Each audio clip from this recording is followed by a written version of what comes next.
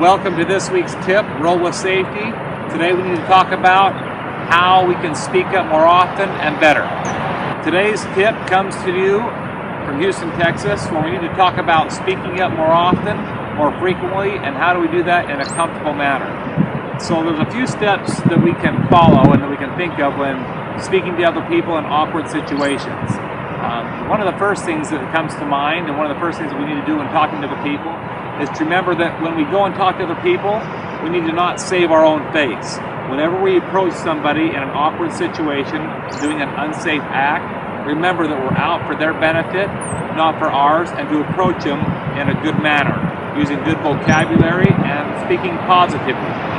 We also need to behave like we own it. One of the good things that we can do is to take accountability. For example, we go up to somebody and we see somebody that doesn't have their PPE on. Relate to them, put yourself on their level. When you do that, it makes the conversation go much more smoothly. So behave like you're owning the circumstance by putting yourself on their level. Number two, the second that you notice it, when you look and you see it, act with urgency. If you look 2 or 3 times, more often than not, people choose not to react and they'll bypass it, walk on, and go do their job without speaking up. So the second that you see something, act with urgency and be willing to walk over to that person, engage them, put yourself on their level, and do it with urgency. Number 3, always remember to be a team player.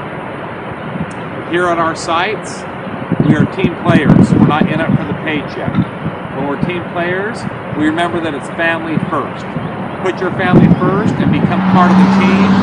The team always works together.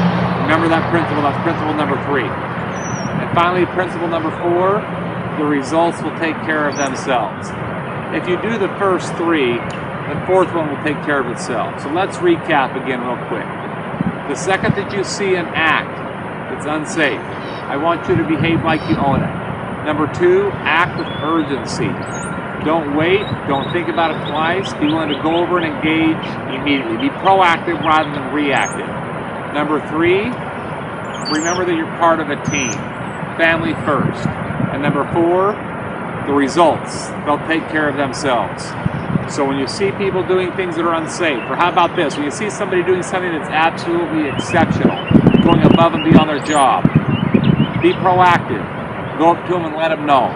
Let them know that you've been inspired and that you're impressed with their actions. If you'll take those steps, we'll reach the goals we want to reach within our organization. Until next week, Roll with Safety. This is Chad Hymas, closing out.